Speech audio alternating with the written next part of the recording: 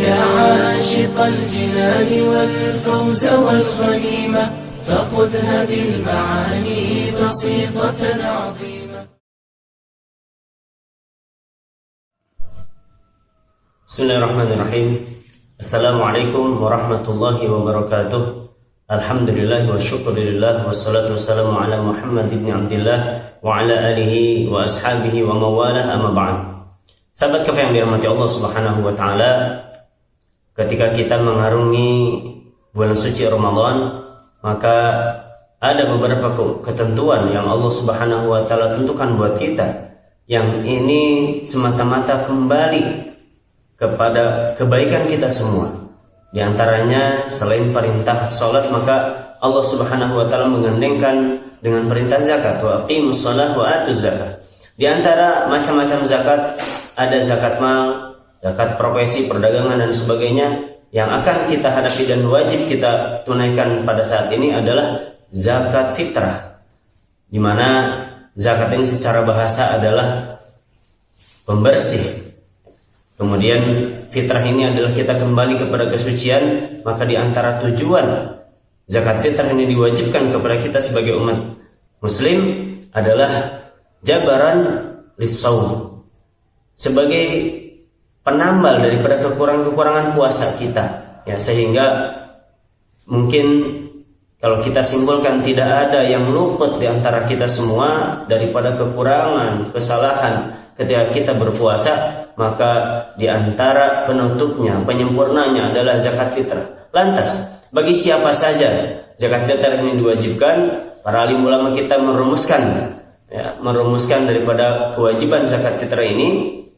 Di antaranya, bagi siapa saja, baik yang balik ataupun yang belum balik, yang merasakan dua masa Ramadan dan masa Syawal, sehingga wajib bagi siapa saja, kita misalkan seorang bayi yang terlahir 5 menit sebelum maghrib di bulan suci Ramadan, hari terakhir bulan suci Ramadan, maka anak ini wajib kita zakati. Akan tetapi tidak wajib bagi siapa yang meninggal 5 hari, tidak wajib bagi siapa saja yang hidup selama bulan suci Ramadan kemudian mati 5 menit misalkan sebelum waktu maghrib. Karena permulaan hari di dalam Islam adalah di waktu maghrib. Dan begitu juga wajib bagi siapa saja yang mengarungi bulan suci Ramadan kemudian meninggal selepas maghrib. Tapi tidak wajib, ya, bagi siapa saja yang hidup akan tetapi meninggal sebelum maghrib. Begitu juga tidak wajib bagi bayi yang terlahir setelah waktu maghrib, malah hari terakhir bulan suci Ramadan. Sahabat kafir yang dirahmati Allah Subhanahu wa taala, ini di antara ketentuannya. Kemudian berapa kadar yang wajib kita keluarkan? Di antaranya mazhab Imam Syafi'i rahimahullahu taala merumuskan adalah hukum yang wajib secara mutlak mengeluarkan zakat ini berupa makanan pokok yang kita makan sehari-hari. Orang Indonesia sudah masyhur makanan pokoknya adalah beras. Maka kewajiban bagi setiap orang, setiap jiwa yang harus dikeluarkan adalah 1 sok. 1 sok adalah 1 takaran, di mana alat yang digunakan adalah alat pada zaman Arab dulu. Kemudian 1 sok ini sama dengan 4 mud. Dan 1 mud ini adalah kurang lebih 6,7 gram, ya, atau 675 gram.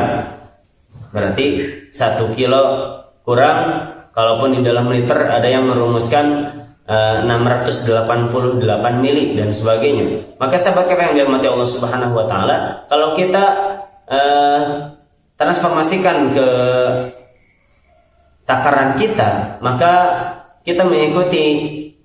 Kalau dalam takaran kilo, ini 2,5 kilo, ini sudah dilebihkan dari takaran aslinya. Kemudian kalau mengikuti hitungan liter, maka 3,5 liter dan sebagainya. Adapun menggunakan uang di dalam mazhab Syafi'i, maka hukumnya tidak sah bil ittifaq, ya. Mungkin ada sebagian mazhab yang beranggapan, di antaranya yang mengesahkan pengamalan zakat fitrah dengan berupa uang, diantaranya mazhab Abu Hanifah membolehkan, karena ablagh fin nafa' di dalam mazhab mereka, lebih maksimal di dalam manfaatnya. Mungkin ya orang yang mustahik mendapatkan zakat fitrah, mereka dalam masalah makanan mungkin sudah cukup, akan tetapi tidak cukup untuk mereka berzakat, maka kebutuhan lain mereka perlu dengan uang dan sebagainya, untuk lauk pauk dan sebagainya. Sahabat yang dirahmati Allah Subhanahu wa taala, lantas dari kesemuanya ini, kapan kita diwajibkan untuk menunaikan zakat? Sejatinya di dalam kitab-kitab fikih disebutkan, sejatinya dari mulai hari pertama Ramadan, ketika kita yakin usia kita akan sampai ke bulan Syawal, maka kita sudah diperbolehkan untuk menunaikan dan mengeluarkan zakat fitrah. Akan tetapi kembali kepada waktu, saat yang paling utama adalah menjelang akhir daripada bulan suci Ramadan. Terlebih yang paling utama lagi kita keluarkan dan kita bagikan itu setelah salat Id. Sahabat yang dirahmati Allah Subhanahu wa taala,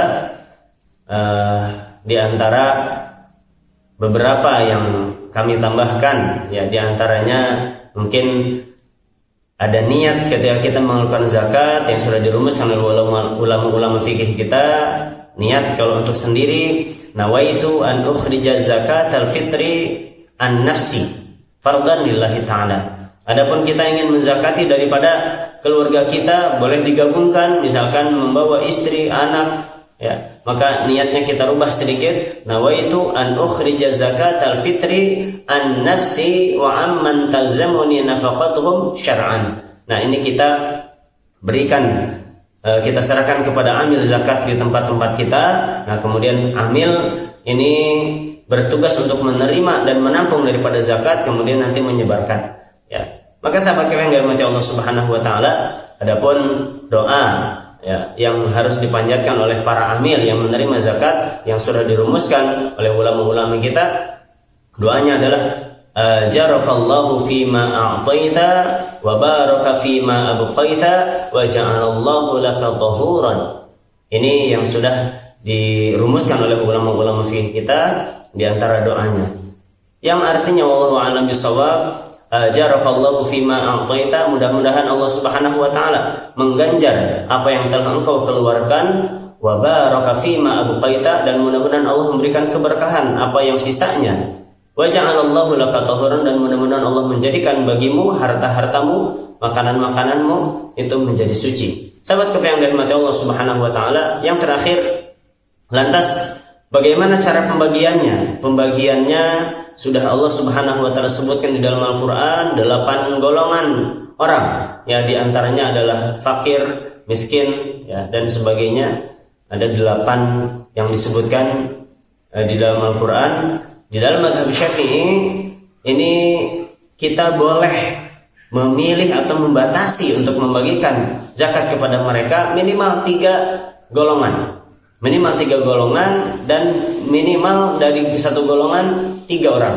Ya, ini di dalam mazhab Syafi'i. Adapun di dalam mazhab yang lain ada sebagian yang menyebutkan harus semua golongan, kalau ada, kalau tidak ada baru. Nah, kemudian cara pembagiannya di dalam mazhab Syafi'i khususnya ini dirumuskan cara pembagiannya. Misalkan ada 1 ton beras yang terkumpul dari semua zakat yang terkumpul, maka berapa golongan yang akan kita bagi? Berapa golongan yang akan kita bagikan? Misalkan 5 golongan mustahik. Nah, maka 1 ton kita bagi menjadi 5 secara rata, ya. Kemudian baru dari setiap bagian kita bagikan kepada setiap individu yang akan kita berikan harta zakat tersebut. Sahabat yang dirahmati Allah Subhanahu wa taala, mudah-mudahan apa yang disampaikan memberikan manfaat serta menambah wawasan kita dalam menunaikan dan menerima syariat-syariat Allah Subhanahu wa taala. Mudah-mudahan Allah Subhanahu wa taala menerima setiap amal ibadah kita, baik yang sunnah ataupun yang fardu, dan mudah-mudahan Allah Subhanahu wa taala senantiasa mensucikan diri kita dengan zakat dan puasa kita. Amin ya Allah ya rabbal alamin.